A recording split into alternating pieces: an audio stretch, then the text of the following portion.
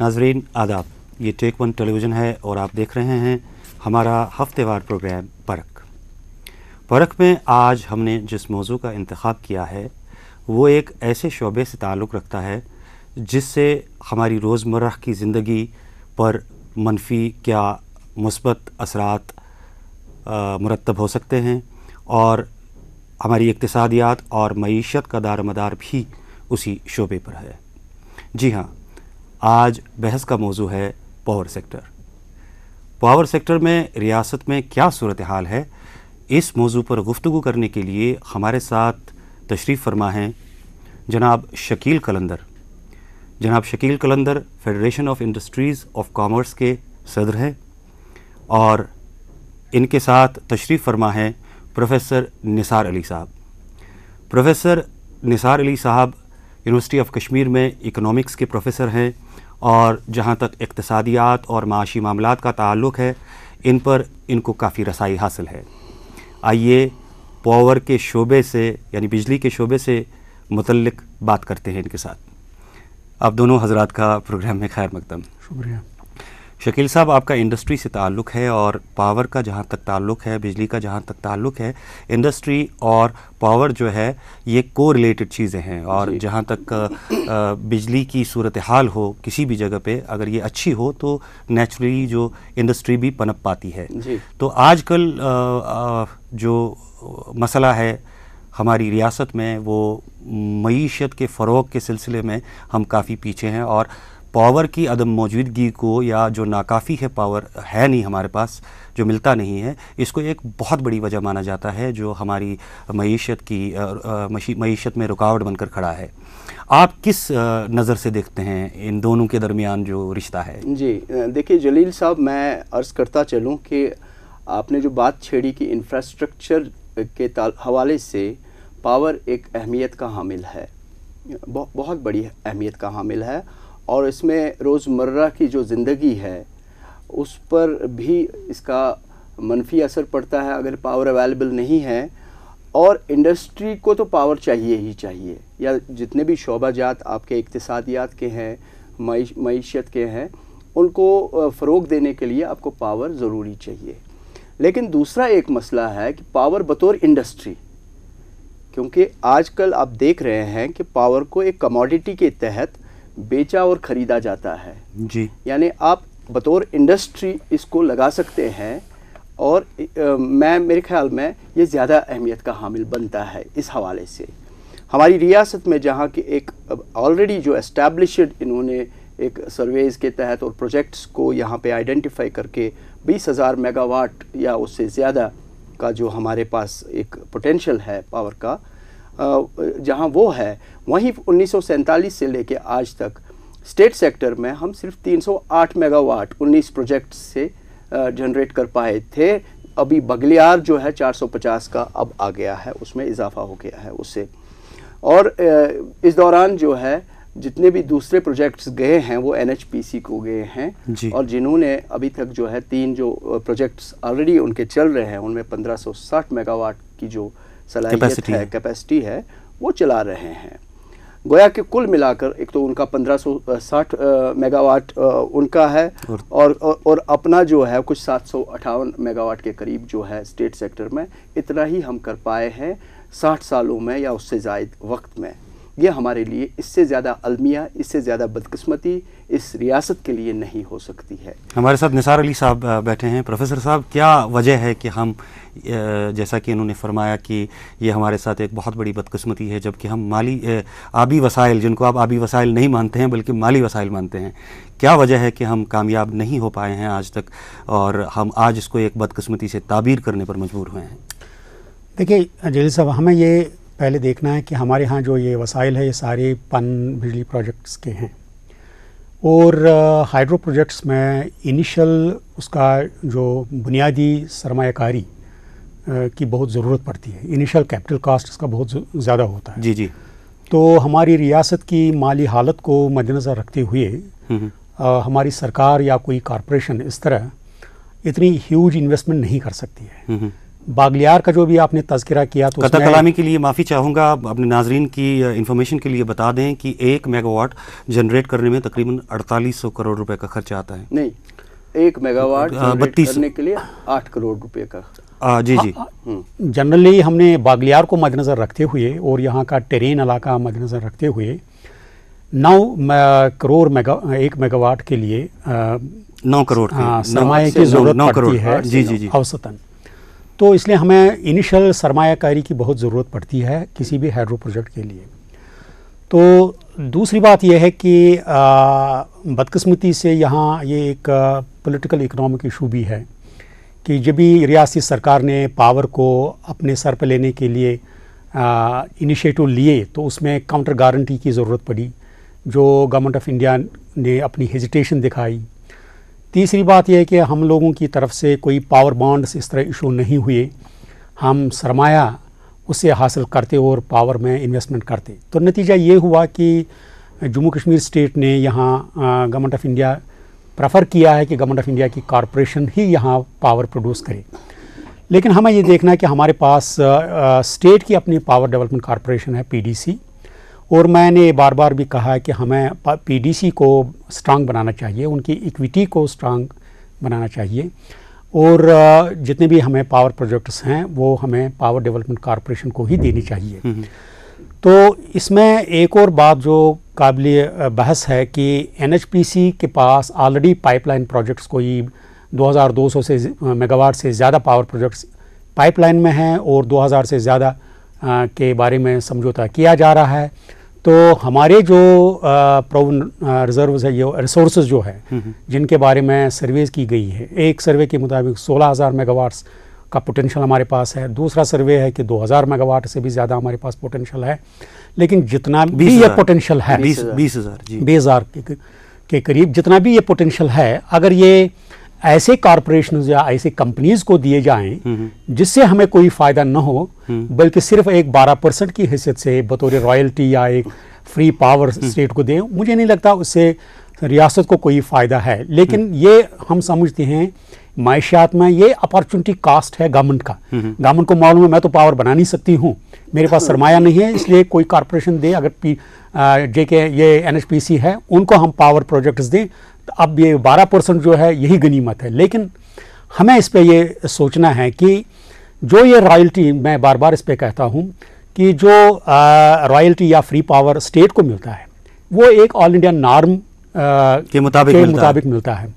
लेकिन government of India को ये समझना चाहिए all India norm इप्सो facto applicable नहीं है स्टेट ऑफ J&K में, इसलिए कि यहाँ एक इंटरनेशनल ट्रीटी एक हाँ जी हाँ एक रुकावट है पूरे इन रिसोर्सेज को इस्तेमाल करने है कि इंडस वाटर ट्रीटी की प्रेजेंस में वो कानून वो उसूल एप्लीकेबल नहीं है, जम्मू कश्मीर में एप्लीकेबल नहीं है जो बाकी जगह पे है। जी हाँ, जम्मू कश्मीर को ये कोशिश करनी चाहिए वो जो फ्री पावर 12% है उसको बढ़ाना चाहिए। जी जी, क्योंकि जिस तरह कर्नाटका, तमिलनाडु या गुजरात, महाराष्ट्र अपने वाटर रिसोर्सेज का इस्तेमाल करते हैं, तो उनके पास अगर NHPC पावर प्रोजेक्ट बनाएं तो वो 12% उनको फ्री दें तो उसमें कोई प्रॉब्लम नहीं है, क्योंकि वो खुद भी बना सकते हैं और स्टोर भी कर सकते हैं, पावर डैम भी बना सकते हैं। जी जी, जम्मू कश्मीर ऐसा नहीं कर सकता है, इसलिए उसका कॉस्ट बर्दाश्त करने के लिए एक कंपनसेशन हमें होना चाहिए और वो कंपनसेशन हम चाहते हैं यही रॉयल्टी पार्ट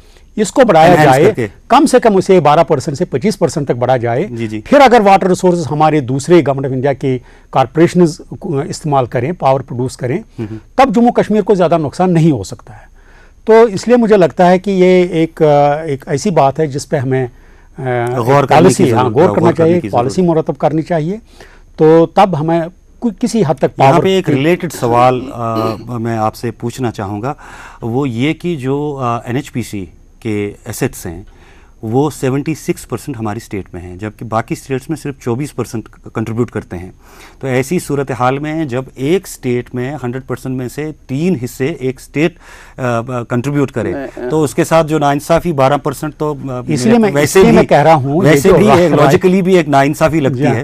और इसके अलावा जो सबसे बड़ी बात है शकील साहब से मैं अर्ज करना चाहूँगा वो ये कि जो हमारा बगलियार प्रोजेक्ट है स्टेट सेक्टर में, मैं इसमें आ जाऊँगा। पहले जो आपने आपने बात छेड़ी कि 70 कुछ % जो उनका 76 हमारे नहीं है, नहीं 40% जो है टोटल उनका जो ऑपरेटिंग पोटेंशियल है एनएचपीसी का, वो रियासत में है।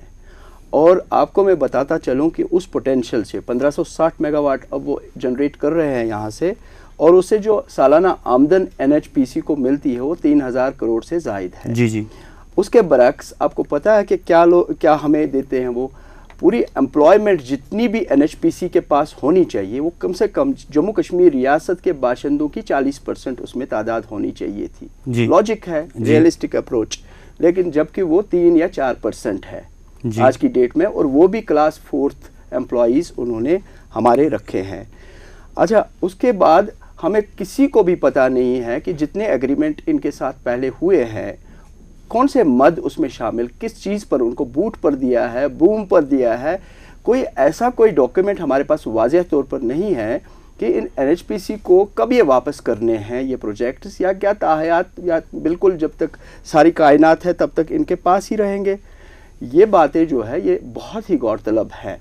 और उसके बाद जो अभी बात छेड़ी प्रोफेसर साहब ने कि इनके पास 7 प्रोजेक्ट्स हमने दे दिए। 2000 में श्री कुमारम मंगलम साहब जब उनके साथ मुआहिदा हुआ, वो यूनियन पावर मिनिस्टर थे, और उनको 7 प्रोजेक्ट्स दे दिए गए थे। 2839 मेगावाट उनको जनरेट करना था। अब उसमें से पाकल डुल जो है वो निकल गया है 1000 का, तो 1839 मेगावाट के जो 6 पावर प्रोजेक्ट अभी भी इनके पास है, मुख्तलिफ मराहल से गुजर रहे थे। उसमें 10 साल में इनको ये तकमील तक पहुंचाने थे। अव्वल दूसरी बात ये कि उसमें एग्रीमेंट में जो मीटिंग है, मिनट्स ऑफ मीटिंग अभी भी है, और उसमें कहा गया था कि ये बूट पर होंगे, build, own, operate and transfer.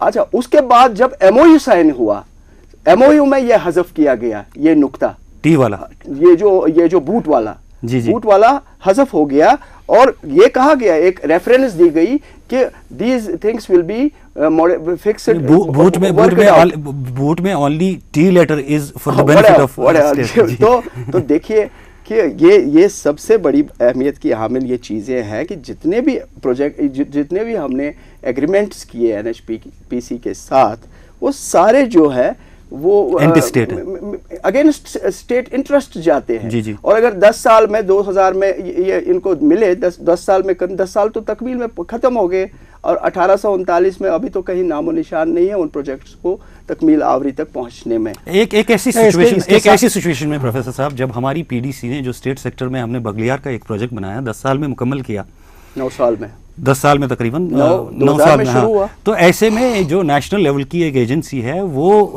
उसकी तरफ से ऐसा मतलब जो अप्रोच है या जो परफॉर्मेंस है, ऐसी पुअर परफॉर्मेंस है कि मतलब हम जहाँ एक स्टेट होने के नाते जहाँ पे रिसोर्सेज की भी कमी है, माली वसाइल की भी कमी है, हम एक बहुत बड़े प्रोजेक्ट को 9 साल में बनाने में कामयाब हुए।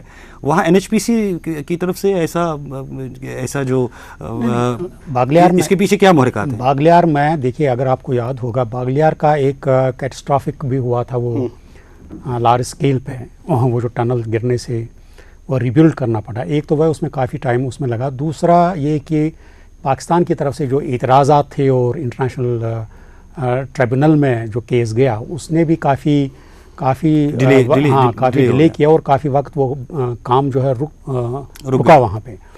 तो लेकिन बागलियार को मद्देनज़र रखते हुए हमने दूसरे रिसोर्सेज जो हमारे पन बिजली के हैं, जैसे मिनी हाइड्रो, उसके बहुत से रिसोर्सेज यहाँ आइडेंटिफाई हुए हैं, माइक्रो टर्बाइन्स या मिनी हाइड्रो प्रोजेक्ट्स जो हैं, लेकिन उस पर ध्यान नहीं गया है कि कुछ तो एक्सपेरिमेंट्स हुए भी हैं, और बहुत पहले हमारे सरकार की तरफ से चाइना और कुछ और जगहों पे गए थे लोग, वहाँ असेसमेंट हुई थी। तो यहाँ एक्सपेरिमेंट के तौर पर भी इस तरह से नहीं हुआ, मासिवाई के डिफेंस वालों ने कुछ 1-2 एक्सपेरिमेंट्स किए थे। इस रिसोर्स को भी हमने टैप करना है, और इसमें ये जो कैपिटल इन्वेस्टमेंट इसमें बहुत कम है। दूसरी बात ये है, अभी जो हमने किया पब्लिक और प्राइवेट पार्टनरशिप के तहत छोटे छोटे प्रोजेक्ट्स 200 मेगावाट, 150 मेगावाट, 300 मेगावाट, इसके साथ जो शुरू हो रहा है उसकी तरफ भी हमें ध्यान दिलाना चाहिए, ताकि ये जो एनएचपीसी का जो रोल है उसको मिनिमाइज़ करने, अगर हम मिनी हाइड्रो और पब्लिक प्राइवेट पार्टनरशिप प्रोजेक्ट्स को की तरफ ज़्यादा ध्यान दें तो मुझे लगता है कि NHPC का रोल कम हो जाएगा और हम अपने वाटर रिसोर्सेज ज़्यादा इस्तेमाल कर सकते हैं। शकील साहब, ये जो इन्वेस्टमेंट की बात है, इसमें काफ़ी ह्यूज इन्वेस्टमेंट की ज़रूरत है पावर सेक्टर में अगर आप इन्वेस्ट करना चाहेंगे। यहाँ बगलियार का हम मिसाल ले लें, 4800 करोड़ रुपए इसको बनाने में लग गए, जबकि स्टेट का जो टैक्स रेवेन्यू है वो 3200 करोड़ है। 5200 करोड़ लग 5200 करोड़। जी जी। तो ये जो ऐसी सूरत हाल में जहां आपको इतनी बड़ी ह्यूज इन्वेस्टमेंट की ज़रूरत है, तो कहां से आप सोचते हैं कि ऐसी सूरत हाल में आप रेवेन्यू जनरेट कर पाएंगे जहां पे आपको इतना बड़ा सरमाया मिले ताकि आप इस शोबे में खुद कफील हो सकें हैं, खुद डिसीजन ले सकें, और ये भी एक रास्ता हो सकता है NHPC के रोल को कर्टेल करने का? बिल्कुल, आपने बिल्कुल दुरुस्त फरमाया और वाज़ेह तौर पर इशारा दिया प्रोफेसर साहब ने इस बाबत कि हमने JKPDC का क़याम जो अमल में लाया था वो इसीलिए लाया था कि इसको हम एक लिस्टेड कंपनी के तौर पर बिल्कुल दर्ज करेंगे और वहाँ पे उनकी अपनी इक्विटी होगी। इक्विटी आपकी 30% की अगर आ जाए तो 70% जो पैसा है वो आप मार्केट से उठा सकते हैं जी, बहुत आराम से उठा सकते हैं। और सब्सक्रिप्शन जो इसमें पावर सेक्टर में हमने देखा है, जितने भी इश्यूज़ निकले, चाहे रिलायंस पावर हो या टाटा पावर हो या कोई भी और कंपनी की तरफ से हिंदुस्तान में इस तरह के पावर सेक्टर में, हाइडल पावर सेक्टर में जो हमारे इश्यूज़ निकले वो ओवर सब्सक्राइब हो गए। यानी 10,000 करोड़ की ज़रूरत थी रिलायंस को, तो उनको 30,000 करोड़ मिले, फिर उनको वापस पैसा करना पड़ा लोगों को कि नहीं जी हमें 10,000 करोड़ की ज़रूरत है। यानी इसमें एक प्रॉफिटेबिलिटी जो है वो बहुत ज़्यादा है। अभी जो मतलब आपका जो प्रोजेक्ट कास्ट है, हाँ इनिशियल कॉस्ट तो आपका जाता है, लेकिन रिकवरी कास्ट जो है वो बहुत ही स्मूथ और बहुत ही कलील मुद्दत में 5-6 साल में आपका टोटल प्रोजेक्ट कास्ट जो है रिकवर हो जाता है। तो इसलिए मेरे ख्याल में आज के अयाम में, आज के दौर में फाइनेंस कोई एक बड़ी अड़चन नहीं होनी चाहिए। पहले ज़माने में ही हुआ करती थी, आज के ज़माने में फाइनेंस एक अड़चन नहीं होनी चाहिए। There are consortium of banks in मतलब जो भी हैं हमारे जो हिंदुस्तान में, और उससे बाहर भी आपका पैसा मिल सकता है। अगर हमें प्रॉब्लम होती है तो वो सॉवरेन स्टेट की गारंटी मांगते हैं, जो अगर फॉरेन से हम पैसा लाएंगे कर्जे पर, तो लेकिन उसमें हुकूमत हिंदुस्तान को सामने आना है एक काउंटर गारंटी देने के लिए। What do you think is the impediment? Is it the power policy? मैं इसमें एक और बात करना चाहूँगा। जहाँ आपने ये जो सरमायाकारी और अपने इंटरनल रिसोर्सेज 3,200 करोड़ रुपए हैं, अगर हम देखेंगे जो भी हाउस होल्ड्स की तादाद हमारी 17 लाख है सेंसस के मुताबिक जी, और हम लोग ऑफिशियली भी दिखा रहे हैं कि 90% विलेजेस जो है इलेक्ट्रिफाइड हो गए हैं। तो इसका ये जाहिर सी बात है कि इलेक्ट्रिक मिल नहीं पा रही है, दे भी रहे हैं वो अलग बात है, सबके पास इलेक्ट्रिक कनेक्शंस हैं। और अगर ये चीज़ सही माना जाए तो मुझे लगता है कि तकरीबन 40% जो है वो अनऑथराइज्ड यूज़ है पावर का। तो हमारी एक्सपेक्टेशन है पावर टैरिफ तकरीबन 900 करोड़ मेरा एस्टिमेट है, या 1000 करोड़ के करीब पूरे J&K स्टेट में पावर जो रियलाइज़ होना चाहिए रेवेन्यू पावर सेक्टर से। बरअक्स इसके इस साल भी मेरे ख्याल में 480 करोड़ के आसपास एक्सपेक्टेड था, 31 मार्च तक तो मेरे ख्याल में आया है। तो रेवेन्यू डेफिसिट पावर सेक्टर में जो है वो बिल्कुल बेजा है। मतलब लोगों को इस चीज़ की तरफ ध्यान देना चाहिए कि ये जो रेवेन्यू है पावर जनरेशन के लिए, ये बहुत ही एक बात ये है। दूसरी बात ये है कि हमारे पास जो पावर मौजूदा पावर भी जो है आउटपुट तैयार जो जिसको हम सप्लाई कर सकते हैं, तो वो हम नहीं इसलिए कर सकते हैं क्योंकि उसमें टेक्निकल लॉस बहुत है। तकरीबन 47% हमारा ट्रांसमिशन और डिस्ट्रीब्यूशन लॉस है।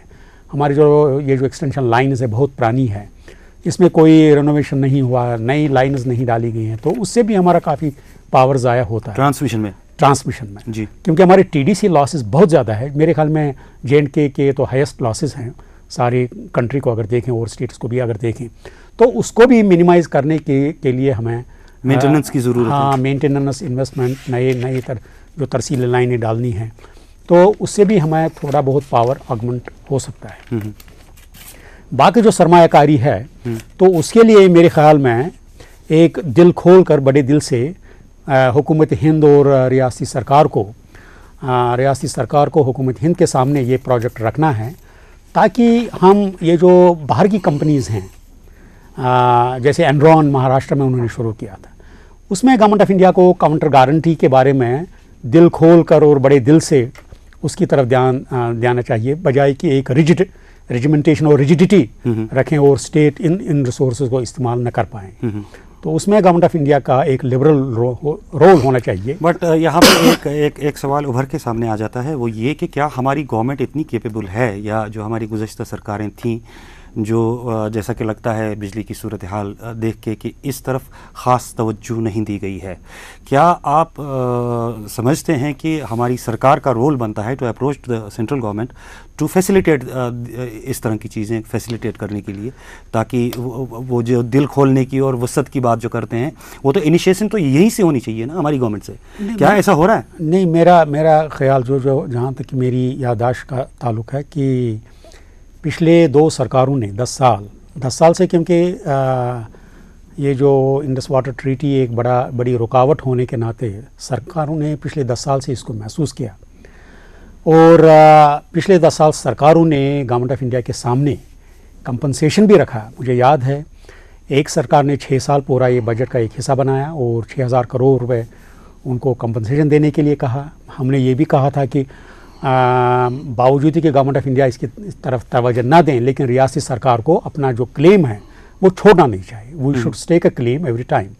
तो जो उसके बाद भी दूसरी सरकार ने भी इसको वो आगे बढ़ाया, लेकिन ये दूसरी बात है कि गवर्नमेंट ऑफ इंडिया ने इस तरफ अभी तक उनकी तरफ से कोई रद्द-ए-अमल नहीं है, बावजूद कि रंगाराजन कमेटी ने वजाहतन कहा कि 2 हाइड्रो प्रोजेक्ट्स सिफारिश की है ये रियासती सरकार को दी जाएँ।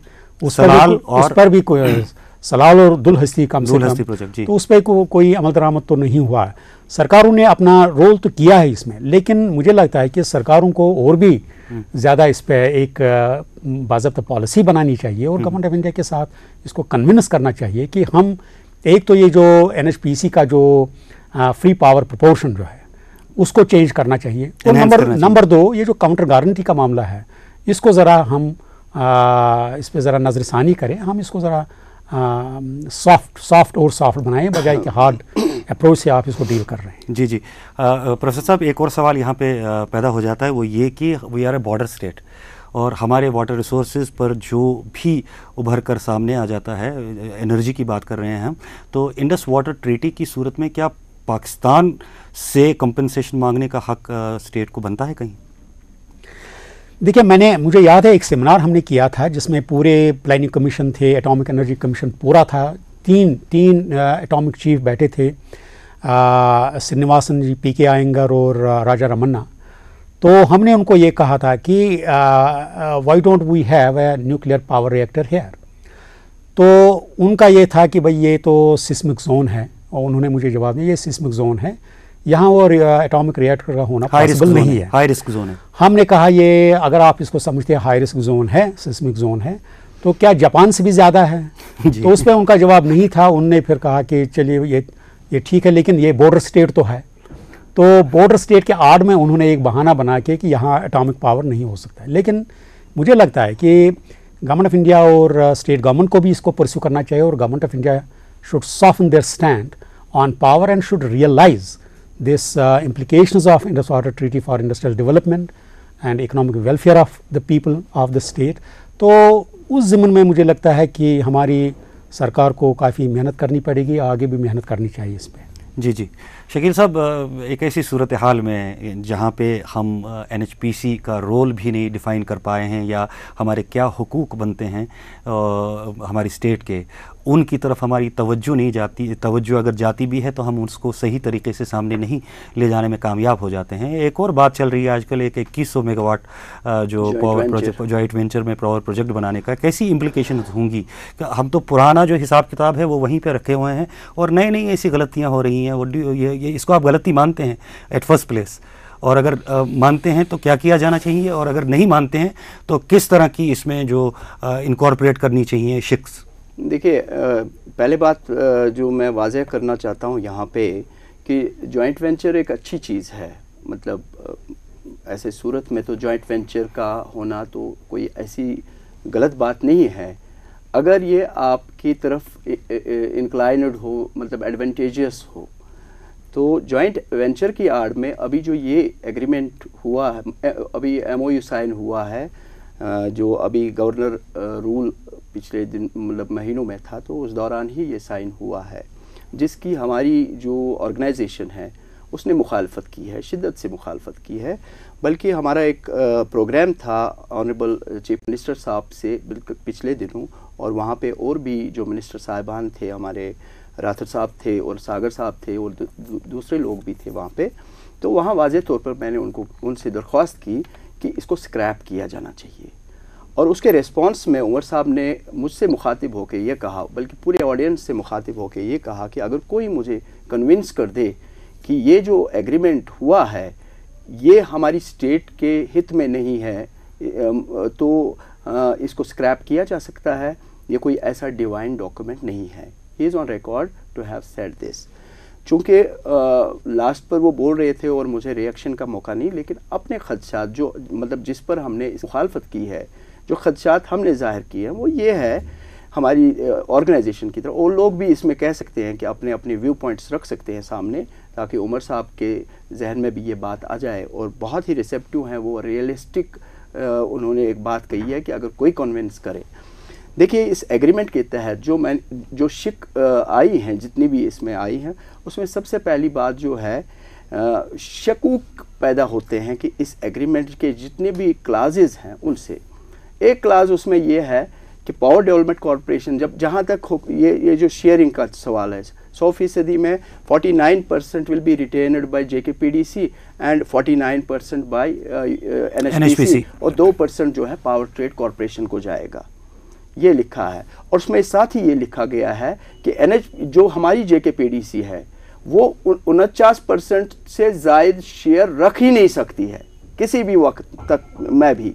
जबकि NHPC के लिए कहा गया है इसी में कि वो कम से कम उनका हिस्सा जो होगा वो 49% होगा, यानी वो 98% तक भी जा सकते हैं। एक बात देखिए, दूसरी बात कही गई है इस एग्रीमेंट के तहत, बिल्कुल, क्योंकि आपसे ये मौका है और मैं अपनी वजाहत करना चाहता हूं कि हमने क्यों मुखालफत की है।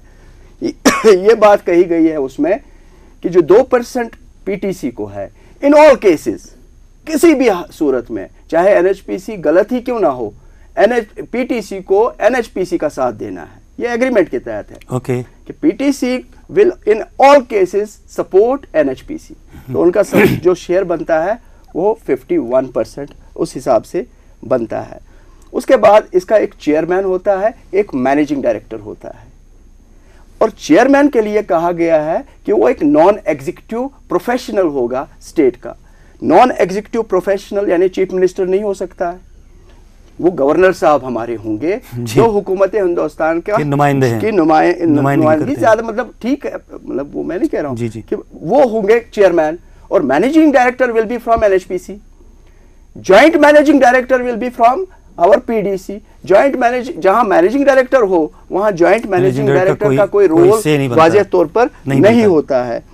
उसके बाद ये भी उसमें लिखा गया है कि अगर PDC फेल होती है अपना कंट्रीब्यूशन देने में, ये नहीं कि आपने और मैंने शिराकत की और 49% हमने कहा और आपने माना, जब तक मैं इसमें अपनी जो कंट्रीब्यूशन है पैसे की वो नहीं दे पाऊँ। और इसमें वाज़ेह तौर पर लिखा गया है कि अगर PDC फेल होती है, स्टेट गवर्नमेंट फेल होती है 49% देने में, तो सबसे पहला हक जो उनके शेयर्स के खरीदने का होगा वो PTC और NHPC को होगा। अब ये बातें देखिए आप, हमें क्यों शकूक है। उसके बाद बेनिफिट एक और इसी में लिखा गया है, ये बहुत ही मरहलावार पर एक ऐसा एग्रीमेंट है जिसमें पूरा पढ़ के आपको वाज़ेह हो जाता है सारा। एक और चीज लिखा गया है कि बेनिफिट ऑफ जो पावर है, यानी कि जितनी बिजली इसमें पैदा होगी वो बेनिफिट ऑफ पावर कैसे शेयर करेंगे जी, वो तो कंट्रीब्यूशन के हिसाब से शेयर होंगे। यानी कल को आपने 49 तो अभी लिखा, लेकिन 4% का कंट्रीब्यूशन आपके पास नहीं आया स्टेट की तरफ से, तो आपको सिर्फ 4% मिलेगा जी, तो बाकी जो है वो NHPC को जाएगा। बड़ा ड्राफ्टेड, वेल ड्राफ्टेड एग्रीमेंट है। एक और बात जो इसमें एग्रीमेंट में है जिसकी हम मतलब जिसमें शकूक हुए कि इसमें लिखा गया है कि C एंड D क्लास जो एम्प्लॉइज है वो स्टेट सब्जेक्ट्स होंगे, सब्जेक्ट टू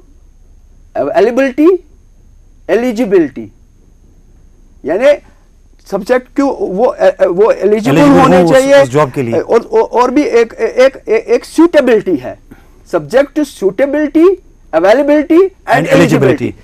एक मद में अगर आपका यहाँ का स्टेट सब्जेक्ट एम्प्लॉय आता है तो दूसरे में उसको गिरा ही देंगे वो। ये सारी चीजें हैं। उसके बाद एक चीज ये भी है कि जितना हमारा इसमें जमीन जितनी जाएगी वो स्टेट की तरफ से इक्विटी के तौर पर जाएगी, यानी पैसे कंट्रीब्यूशन के तौर पे जाएगी, जो कि 100-200 करोड़ से ज्यादा नहीं होगी। और मैं आपको बताता चलूं, इसमें अब पाकलडुल जो है 1000 मेगावाट का, जो पहले 2000 में एनएचपीसी को बूट माहदे के तहत दिया गया था, अब उसको भी इसमें लाया गया है। पाकलडुल को लाया गया है और कीरू को लाया गया है और कावर को लाया गया है। कुल ये 2120 मेगावाट बनते हैं। और अब जो एग्रीमेंट अब ये है, ये बूम पर होगा, build own operate and maintain. कहीं पे जिक्र नहीं है कभी 100-200 500 साल के बाद तो कभी वापस भी होगा नहीं होगा नहीं होगा, क्योंकि ये बूम पर है, हमेशा इसी के पास रहने वाला है। अब मैं बात करूंगा कि इसमें पैसा कितना खर्च होगा। 18,000 करोड़ की जरूरत है हमें, और 18,000 करोड़ में से इस कंपनी ने जो जुटाना है पैसे, 30% इक्विटी ही जुटानी है। जी। तो वो करीबन जो उसका जो हमारा 49% का शेयर बनेगा, वो करीब 3,000 करोड़ बनेगा, जो कि हमने 5 सालों में देने हैं। 5 सालों में 600 करोड़ एक साल का बनेगा।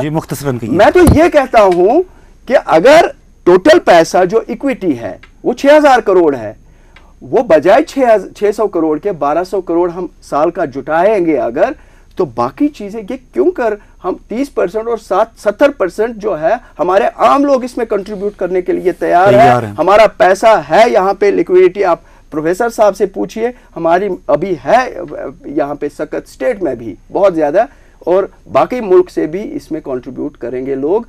जहां आप 3,000 करते हैं, 6,000 क्यों नहीं? प्रोफेसर साहब, जहाँ तक इन्होंने इसे 2100 मेगावाट वाले मुआहदे की बात, MOU की बात कही है, इसमें एक चीज़ इन्होंने बहुत अच्छी शायद कही है, वो ये कि कंट्रीब्यूशन की जहाँ तक बात होती है, हमारे पास ऐसे भी इदारे हैं, माली इदारे जो कंट्रीब्यूट कर सकते हैं। उसके बाद लोगों की बारी, जो स्टेट में भी लोगों के पास काफ़ी पैसा है, इन्वेस्ट अगर उस तरीके से एक तरीके का राइज किया जाए तो लोग हिचकिचाएंगे नहीं इस सेक्टर में इन्वेस्ट करने में। और उसके बाद रियासत से बाहर भी लोग हैं जो इन्वेस्ट कर सकते हैं। आपकी क्या नज़र है और आपकी क्या राय है MOU पर और इन्होंने जो तजवीज़ पेश की उस पर? देखिए, अगर आप आदाद शुमार देखें यहाँ के J&K स्टेट का इंस्टीट्यूशनल कैपिटल प्राइवेट सेक्टर में, तो उसमें से मतलब जो बैंक्स और दूसरे फाइनेंशियल इंस्टीट्यूशंस के पास है प्राइवेट सरमाया, उसमें तकरीबन 43% का इस्तेमाल होता है J&K स्टेट। बाकी स्टैग्नेंट रहता है। जी, बाकी तो आइडल कैपिटल है। आइडल तो नहीं, आइडल हमारे हिसाब से है, लेकिन इंस्टीट्यूशंस जो हैं वो आइडल तो नहीं रखते।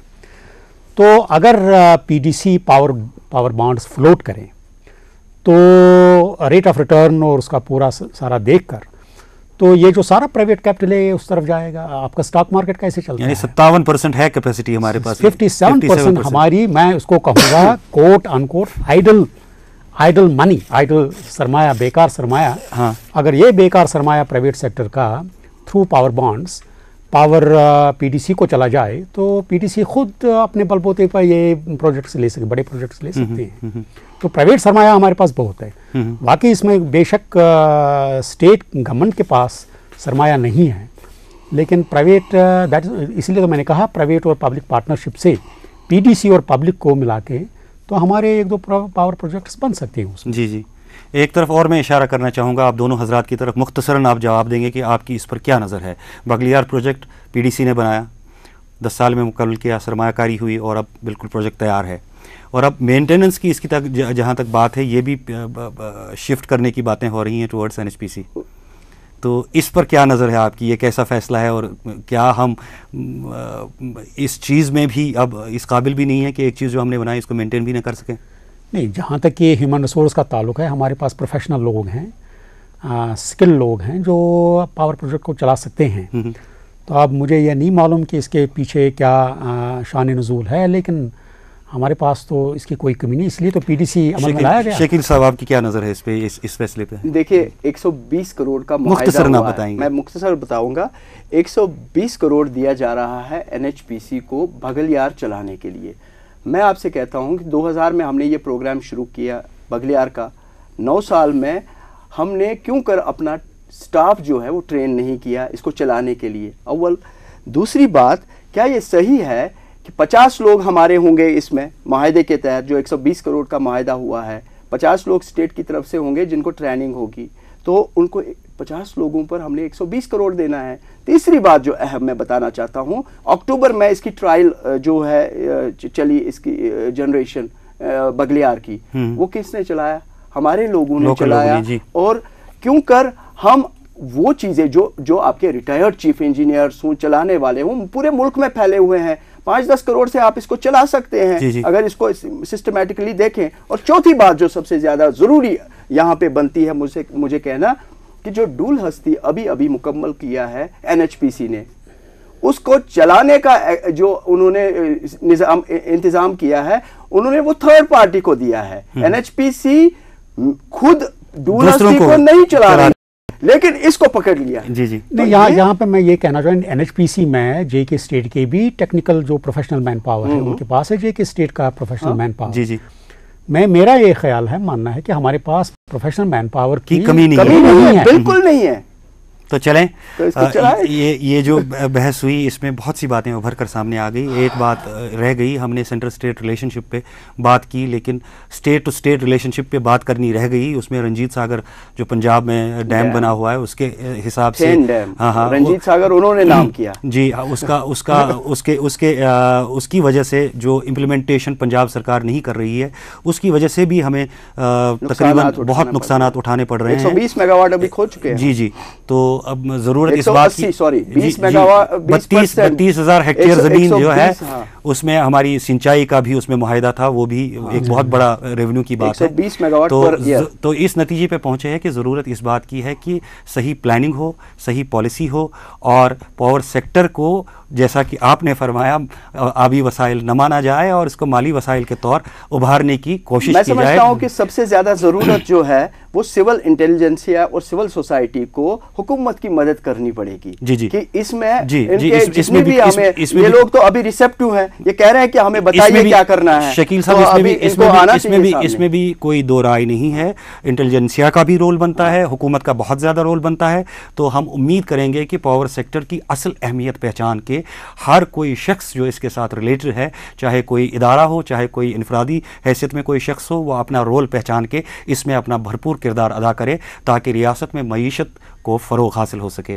और आप हजरात का मैं इसी नोट पर शुक्रिया अदा करता हूँ कि आप प्रोग्राम में आए और अपनी आरा जो आपने पेश की उससे बहरहाल हम सब तो मुस्तफ़ीद हुए, और जो लोग ये प्रोग्राम देख रहे हैं वो भी मुस्तफ़ीद हुए होंगे, और जो मैसेज है हर किसी रेलेवेंट शख्स तक पहुँच गई होगी। इसी उम्मीद के साथ हम प्रोग्राम को ख़त्म करना चाहेंगे। इसके साथ ही नाजरीन, टेक वन परख इख्तिताम को पहुँचता है। मेज़बान जलील अहमद को दीजिए इजाज़त, इस वादे के साथ कि अगले हफ्ते दोबारा आपकी खिदमत में हाज़िर हो जाएंगे एक और मौजू के साथ। तब तक के लिए खुदा हाफिज़।